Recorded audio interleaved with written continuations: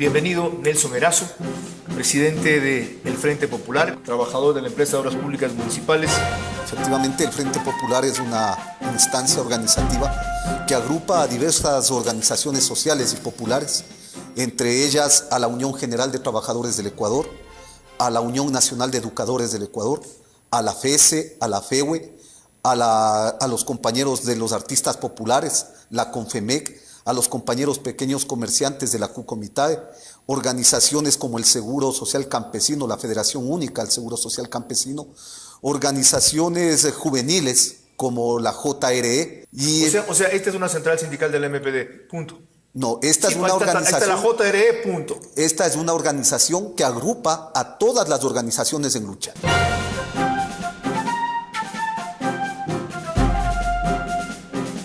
Nosotros no somos parte de la CUT no oficialista ni de la CUT gobiernista, porque creemos que el debate de los trabajadores para la construcción de la CUT tiene que ser desde la base. No pueden ser en los pasillos de Carondelet, ni en los pasillos del Ministerio del Trabajo, y más aún a espaldas de la decisión de la mayoría de trabajadores. Estamos en la mierda entonces, ¿ok?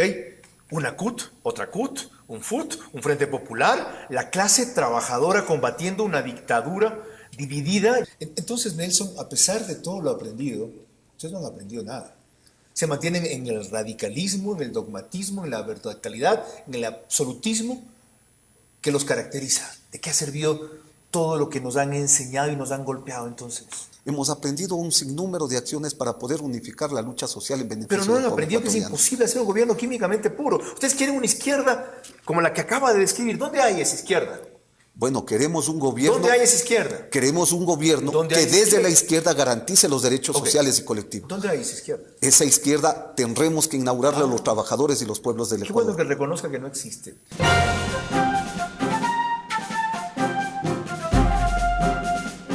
¿Sí o no que lo que derrotó a la dictadura fascista chilena genocida de Pinochet fue una concertación que incluyó a todos, incluidos los socialistas, fuerzas marxistas, menos el Partido Comunista? ¿Sí o no? Que una unidad coyuntural en función de un objetivo común quizá pueda darse con fuerzas democráticas. ¿Estoy diciéndolo bien? Efectivamente, con las fuerzas democráticas que impulsan un verdadero cambio. El banquero Guillermo Lasso dijo aquí en un programa anterior, ¿ya?, que nos pongamos de acuerdo en recuperar la igualdad de la cancha simplemente para que todos compitamos en las mismas condiciones y cada cual luego juegue con su equipo. Para mí es otro lenguaje para decir lo mismo que usted me acaba de decir o yo estoy interpretando. A ver, el banquero Lasso en todo ha coincidido con el gobierno nacional. En lo único que se diferencian es el tema de la reelección indefinida. ¿Por qué? Porque están buscando a qué sector de la oligarquía le toca gobernar al pueblo ecuatoriano. Y en eso nosotros no podemos coincidir con estos sectores, porque no se trata de sacar a un sector de la derecha para que entre otro sector de la derecha.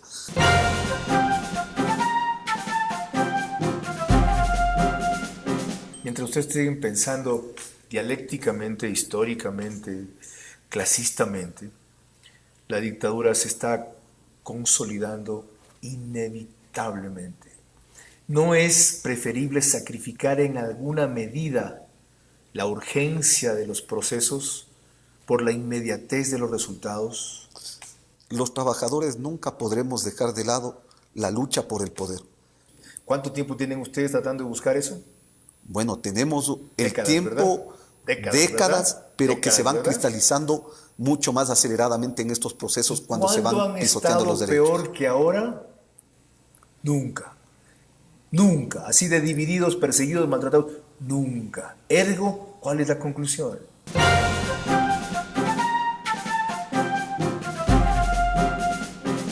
Y entre las cosas que ustedes cuestionan está que se limite la utilidad de los trabajadores hasta $8,160 al año y el excedente vaya al Estado.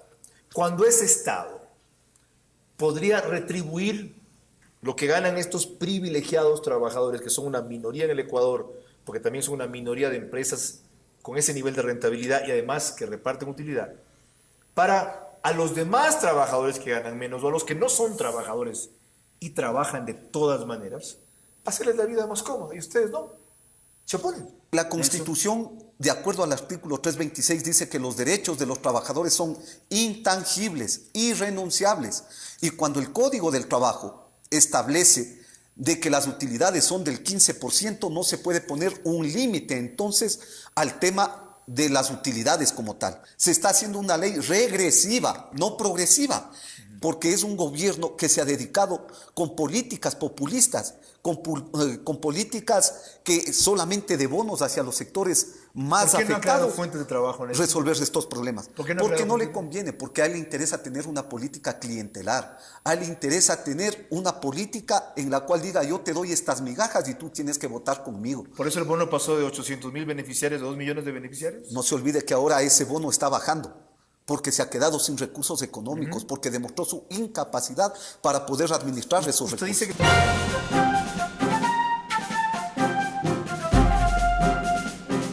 En el tema de la construcción, se les tiene rotando a los trabajadores durante 3 meses. Son contratados un grupo, 3 meses otro grupo, y con esto decir que se va generando empleo. No se acabó entonces la tercerización, sino que se le dio una variante. La tercerización que se eliminó con la Constitución de Montecristi fue recuperada con un gobierno de las características del economista Rafael Correa con el nombre de la externalización de servicios. El mismo señor Fernando Cordero, cuando fue nombrado presidente del Consejo Directivo del IES, señalaba que cuando él ingresó al seguro, encontró que existía la tercerización provocada por el señor González, que es parte del mismo gobierno nacional. Esta era una muestra de que los trabajadores no estábamos mintiendo cuando decíamos que la tercerización sigue existiendo en este gobierno.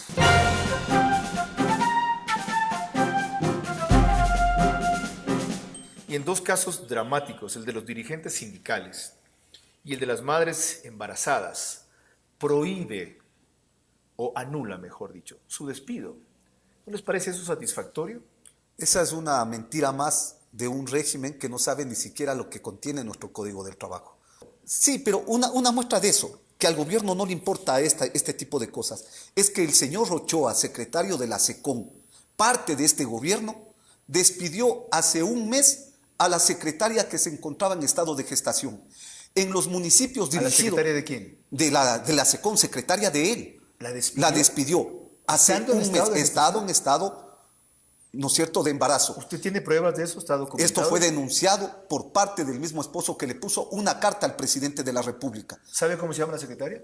No tengo el nombre de la ¿Cuál es el nombre del secretaria, esposo? pero puedo hacerles llegar la carta, incluso que lo hizo público. Eso hizo Ochoa. Eso hizo el señor Ochoa, O sea, ellos comienzan irrespetando lo que están proclamando. lo que están proclamando.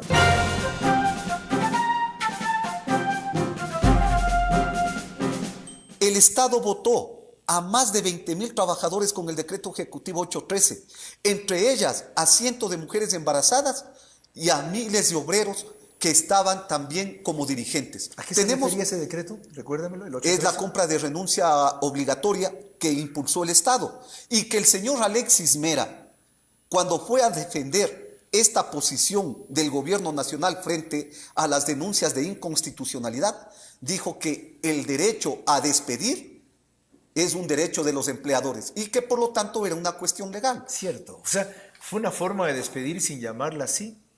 Se la camufló como renuncia O sea, obligatoria, 20,000 fuera y le dieron su indemnización. Efectivamente, fueron formas en las cuales miles de trabajadores fueron desplazados de sus puestos de trabajo.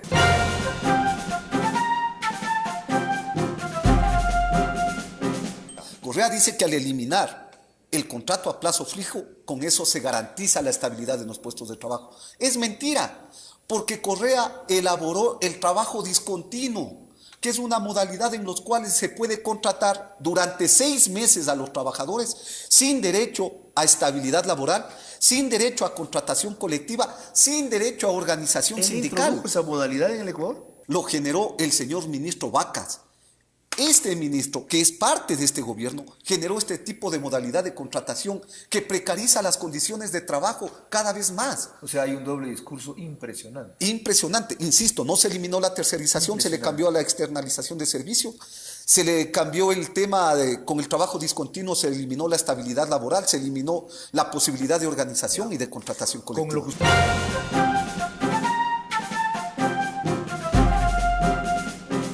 Por otro lado, se plantea el hecho de eliminar un sinnúmero de subsidios que a los ecuatorianos nos ha podido ayudar para poder subsistir en el país. Por ejemplo, el tema del subsidio al gas, que está anunciado para ser eliminado por parte de un Estado que hoy, como no tiene recursos, pretende meterle la mano nuevamente a los trabajadores, porque no podremos ni siquiera pagar la tarifa de la energía eléctrica, peor todavía pagar un tanque de gas de $20.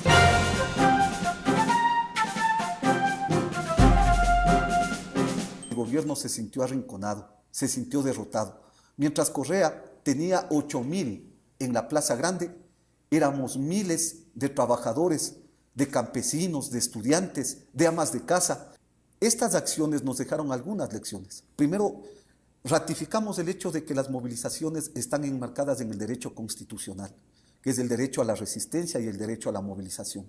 Pero también evitamos las provocaciones que quisieron haber al último de la movilización. Carlos, al final de la movilización aparecieron nuevamente agentes infiltrados de la policía, del Estado, en San Francisco, a querer provocar. Y en ese momento decidieron ustedes irse para no caer en el juego. En ese momento decidimos los dirigentes bajarnos para decirles que no es el momento de este tipo de cosas.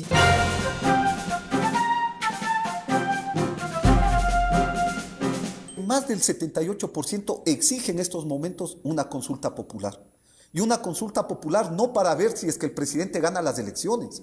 La consulta popular es para ver si puede ser habilitado como candidato. Correcto. Porque hoy no puede ser con esta constitución. Entonces, dejémoslo que lo habiliten y por fin metamos de una paliza en donde dice que siempre gana, pero lo hace con fraude. En las urnas, nos vemos del 2017.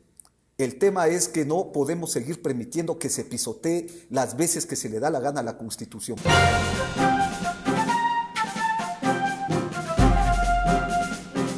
No descartamos el tema de la huelga general si se pretenden seguir impulsando políticas antipopulares y antiobreras.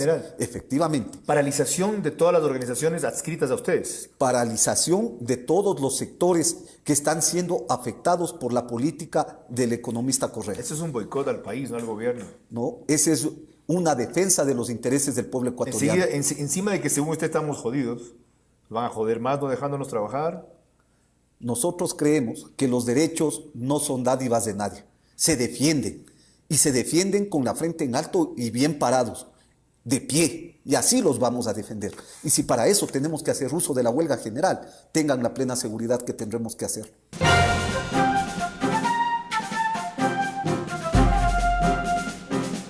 Es inevitable a futuro, lo querramos o no, salvo hacernos un harakiri o seguir pensando en las utopías que algún rato yo mencionaba en esta entrevista, que lleguemos a un mínimo de concertación, a progresar en ese tipo de acuerdos básicos para logros mínimos que instauren en este país, y lo he dicho varias veces, no solo por estar delante de un líder sindical, por primera vez una democracia.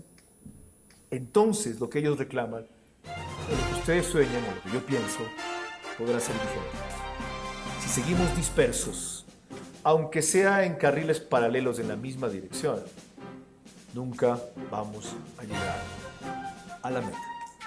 Y la urgencia es enorme, porque en cambio desde el poder, con todos los tentáculos que tiene, la propaganda que maneja y los recursos que todavía consigue, el poder va mucho más adelante que nosotros, y no para liberarnos, sino como felizmente lo tienen claro los trabajadores, para someterlos, en función de un partido, de un líder, de un grupo, de una clase, de una gavilla de corruptos que ahora son nuevos ricos y antes eran muertos de hambre.